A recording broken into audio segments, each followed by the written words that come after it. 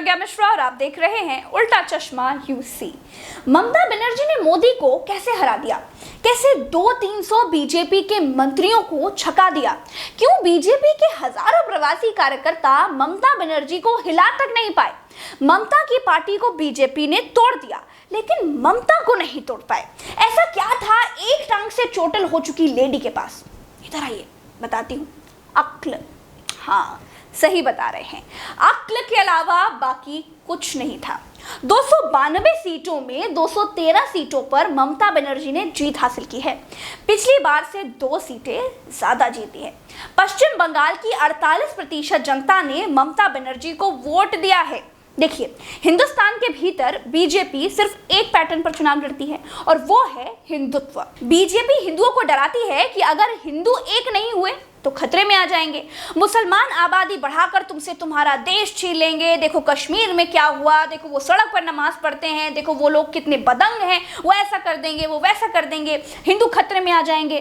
तो हिंदुओं को लगता है कि अच्छा, अगर हम खतरे में हैं तो हमको बचाएगा कौन?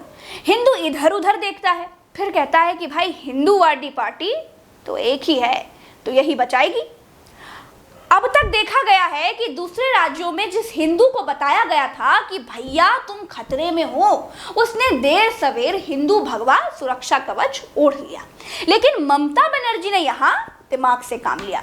बीजेपी जब अपनी सेना के साथ बंगाल पहुंची तो उसने पहला जय घोष किया, जोर से कहा जय श्री राम, जय श्री राम, जय श्री राम, और कहना शुरू कर दिया कि दीदी डर गई, दीदी डर गई, दीदी श्री राम से डरती हैं। ये कहा, देखो ममता बनर्जी जय श्री राम के नारे से कितना चिढ़ती हैं, ये भी कहा।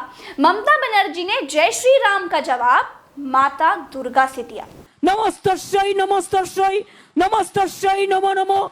दोस्तों, अब हिंदुत्व को अपना हथियार मानने वाली बीजेपी पार्टी के पास थे चेन्स भगवान, यानी कि भगवान श्री राम, और ममता बनर्जी के पास थी माता दुर्गा। बीजेपी वाले कई मित्र नेताओं ने मुझसे कहा कि ममता हमारी पिच पर उतर आई हैं, दुर्गा पाठ करने लगी हैं, मोदी जी और शाह जी के ट्रैप पे फंस गई हैं। अब ममता दीदी तो समझ लो गई, लेकिन वो फंसी नहीं थी, उन्होंने बीजेपी को उन्हीं के दांव में फंसा दिया था। असल में ममता बनर्जी ने भगवान वर्सेस भगवान कर दिया था। कैसे, बताती हूँ। देखिए, बंगाल में दुर्गा माता की पूजा ज्यादा होती है। ममता ने हिंदुत्व के ग्राउंड पर बीजेपी को पटखनी चुनाव प्रचार के दौरान ही दे दी थी, यानी बीजेपी के सबसे बड़े हिंदुत्व वाले हथियार को बेकाम कर दिया था। अब भारतीय जनता पार्टी बंगाल में कहीं सीएए यानी नागरिकता वाले कानून की तारीफ करती थी और कहीं चुप रहती थी। बंगाल की कुल आबादी में मुस्लिमों की आबादी 30% के करीब है। ममता को वोट मिले हैं 48%। तो इसका मतलब ये है कि केवल मुस्लिमों ने ही ममता की सरकार नहीं बनाई है, हिंदुओं ने भी ठीक ठाक वोट किया है। ममता बनर्जी ने हर मोर्चे पर बीजेपी को उसी की भाषा में जवाब दिया है। हिंदुत्व की लड़ाई के बाद हमला वर्सेस हमला की लड़ाई में भी जीत हासिल की है।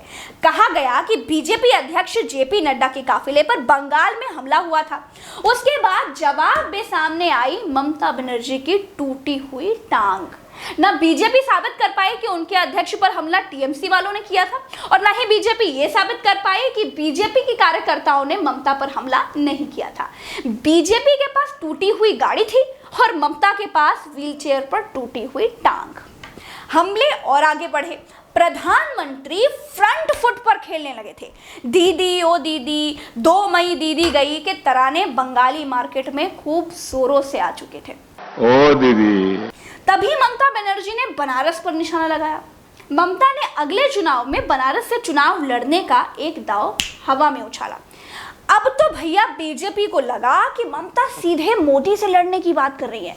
इसका मतलब तो ये है कि ममता बनर्जी ने कहीं ना कहीं हार स्वीकार कर ली है भैया। दीदी अब वाराणसी से लोकसभा चुनाव लड़ेगी।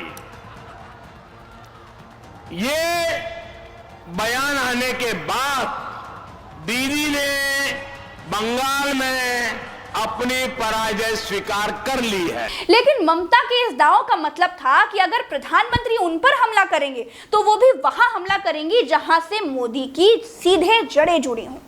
बंगाल के लोगों को लगा कि दीदी बड़ी डेयरिंग है, दीदी तो ठीक बालो ममता बनर्जी के लोकलाइट वाले वार का जवाब बीजेपी कभी नहीं दे पाई। ममता बनर्जी ये मैसेज कन्वे करने में पूरी तरीके से कामयाब रही कि बंगाल का मुख्यमंत्री कोई बंगाली ही हो सकता है, बाहरी नहीं। दोस्तों, बीजेपी बंगाल में राम मंदिर और हिंदुत्व लेकर पहुंची थी। हिंदुत्व की बात तो ममता बनर्जी ने चंडी पाठ करके खत्म कर दी थी। धारा 370 की बात बीजेपी बंगाल में खुलकर कर नहीं पाई। सीएए कानून पर भी अच्छे से खेल नहीं पाई, क्योंकि बंगाल में माइग्रेंट्स का इशू ज्यादा है। किसान कानून पर इतनी बदनामी होने के बाद उसको भी ठीक से नहीं बता पाई। बाकी व्यक्तिगत हमलों से ज्यादा बहुत कुछ बीजेपी के पास ममता को हराने के लिए बंगाल में कुछ नहीं था। रही सही कसर कोरोना के बीच प्रधानमंत्री और गृह मंत्री की उन रैलियों और रोड शो ने पूरी कर दी जो कोरोना महामारी के बीच लोगों को मौत की दावत दे रही थी।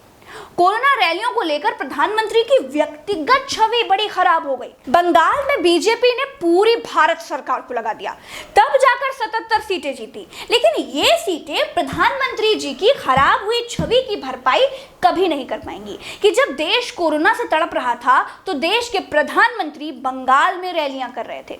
तो आखिर में कंक्लूजन ये है कि बंगाल में बीजेपी को एक अकेली ममता बनर्जी ने फंसाकर चुनावी गेम से आउट कर दिया।